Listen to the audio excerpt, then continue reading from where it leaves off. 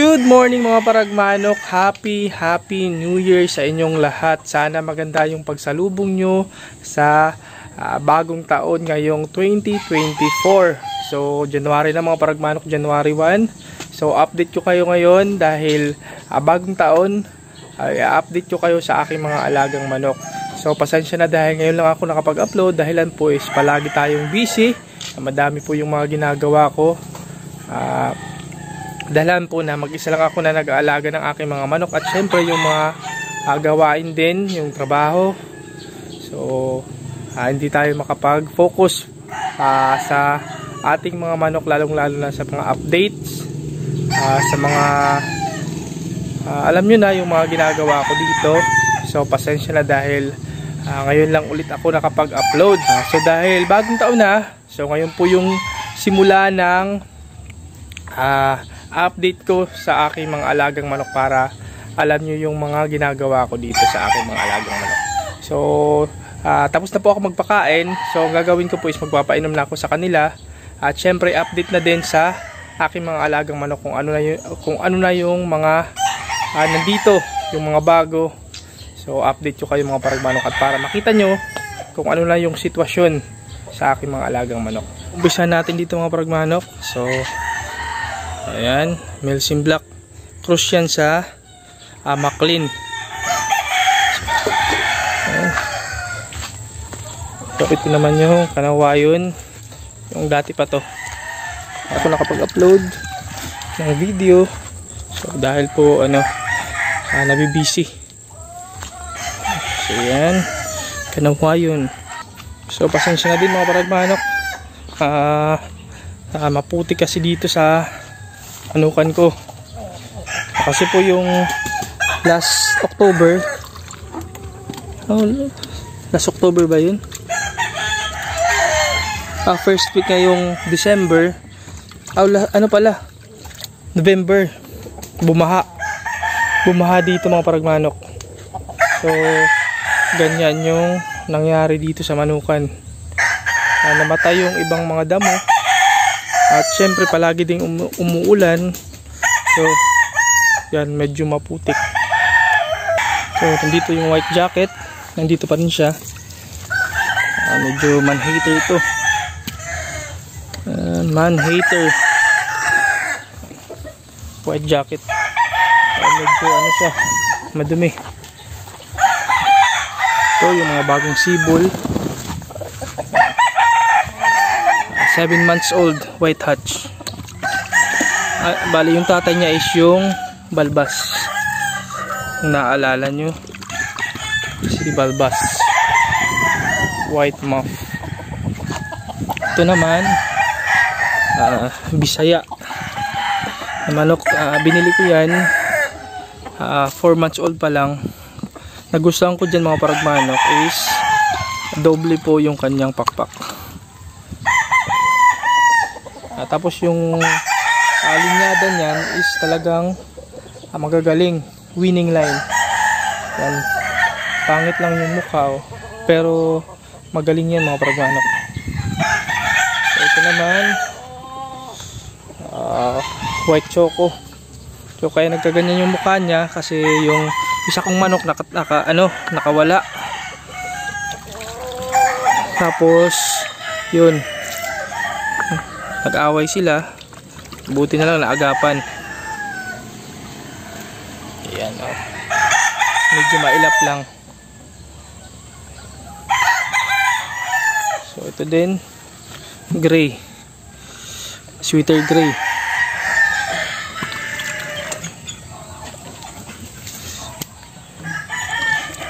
So painumin natin pasensya na mga paragmanok kasi medyo maputik. Medyo maputik. Ito hindi naubos.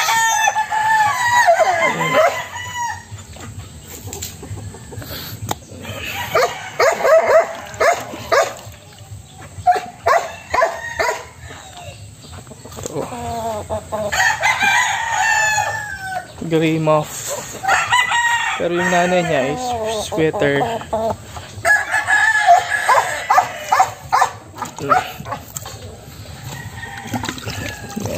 baka baba. Medyo maputik talaga. Ay, hindi, medyo maputik talaga. Maputik dito sa manukan. So ito nga pala yung nakawala, yung nakaaway nung nakaaway nung white choco. So kita naman sa mukha, oh, hindi pa totally recover.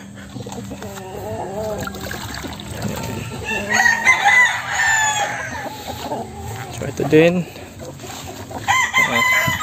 anak na to ni white muff.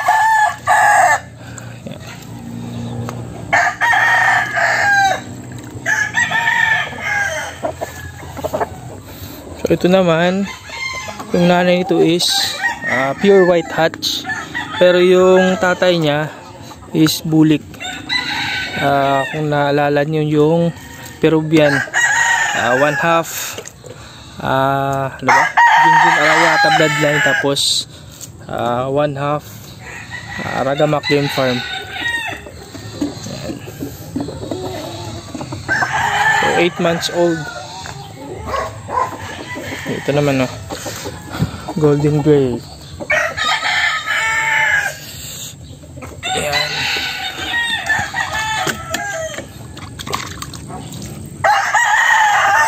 Inom ka na.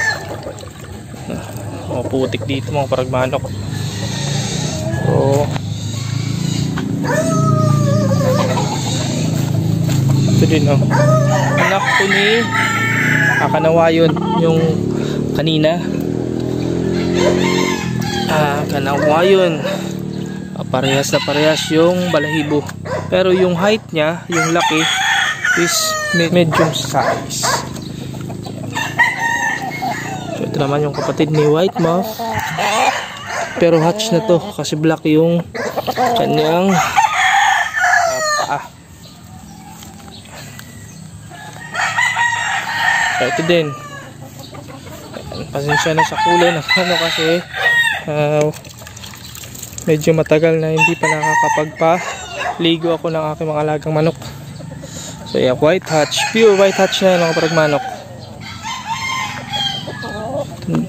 Ito din, golden gray. Yung nanay nito is sweater.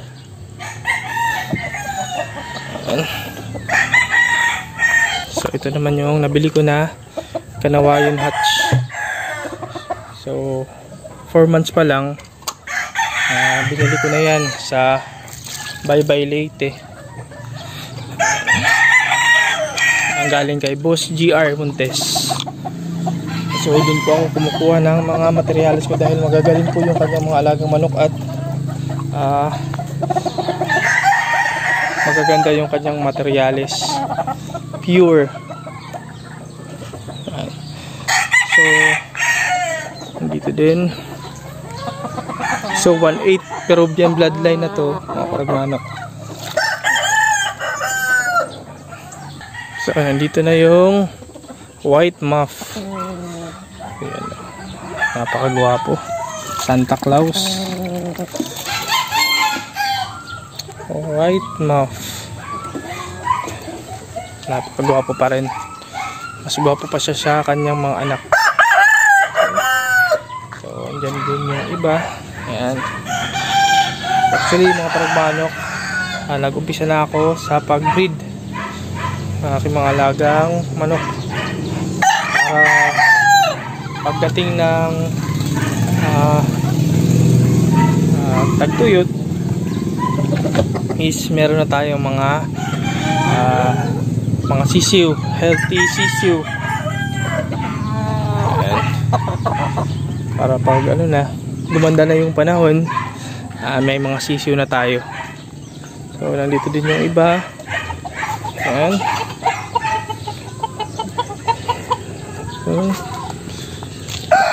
Ayan, yung mga materialis natin ng mga pullets. Ayan. Ito naman, may asil tayo dito. Ayan. Asil 1/2. So dito din So, Melsim Black. Pure Melsim Black. Naman, anak na din to ni Kanawayon. So, maganda yung kanyang height. So, ito din, magkapatid sila, pero mas mas matanda ng 5 months. So, yun din, Henny. Ayan. So, yun, no? Napakaputik talaga dito mga paragmanok. Hindi ko pa nalilinisan ng maayos kasi nga sobrang putik. Ito din, anak na to ni White Jacket.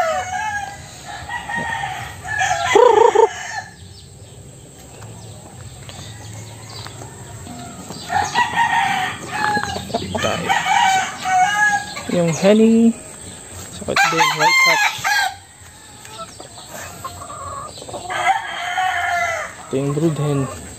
So ito din, mga anak na to ni White Muff. So pinapartner ko sila sa Kanawayon Hatch yung kanina. So sila yung pinapares ko para makapagpalabas ako ng Kanawayon na Muff. So ito yung main na pinapares ko talaga kasi ano siya, Muff balbas. Yan o.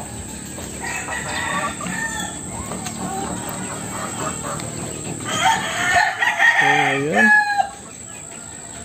sweater calzo na ulit.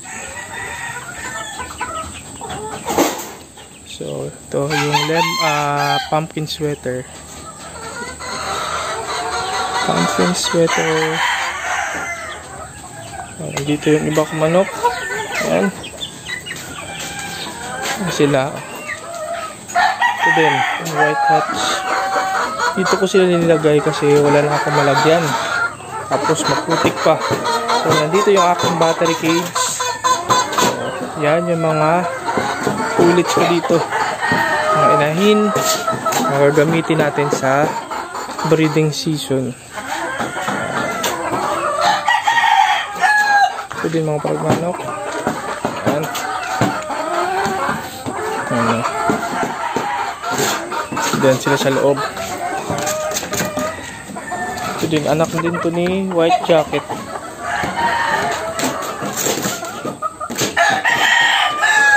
Gold. Ayan.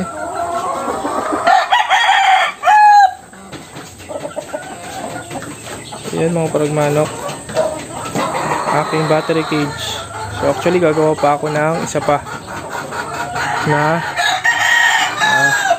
ganyan din kadami yung laman. Ito din oh. Ayan.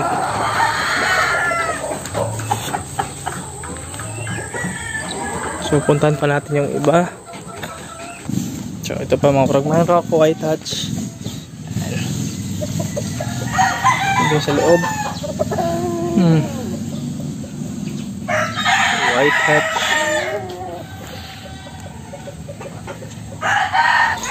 So nandito din yung iba ko pang materials. Ito. So sinimulan ko na. So nangingitlog na sila mga paragmanok. So dun sila nangingitlog. At ito yung 3 times winner na Gilmore Hatch.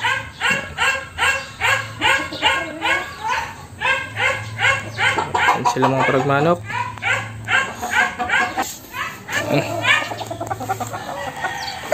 Golden gray yung kulay niya oh. Ayan. Napakaguha po mga paragmanok. Ayan. Yung nanay nito is gold, tapos yung tatay naman niya is gray. Alisayon. So ganyan yung lumabas. Ayan. Napakaganda. Maganda yung kulay. Ayan. Tapos ito Spangled. Ayan. Anak na din niya ni Muff. Pero yung nanay niya, hindi ko maintindihan yung kulay. Kaya ganyan yung lumabas. So hindi ako sigurado sa bloodline ng nanay niya. So yan, pero maganda pa rin oh. Nandyan yung iba. lang. Nangingitlog na din. So, yan mga paragmanok. So yun mga paragmanok, yun lang muna yung update ko ngayon sa aking mga alagang manok. So hopefully nag-enjoy kayo sa panonood at pasensya na din dahil medyo maputik pa, hindi pa maayos yung kalagayan ng aking mga alagang manok, yung kanilang hoarding area kasi nga palagi ditong umuulan, tapos last November bumaha pa dito. Pasensya na din, hindi ako nakapag-update noon. So, hayaan nyo ngayong 2024, asahan nyo na palagi na tayo makakapag-upload at makakapag-update sa inyo ng mga panibagong video related sa mga manok. So, Happy New Year po mga paragmanok. I hope na maganda yung pagsalubong nyo sa bagong taon ngayong 2024. So, maraming salamat po and God bless! Happy New Year!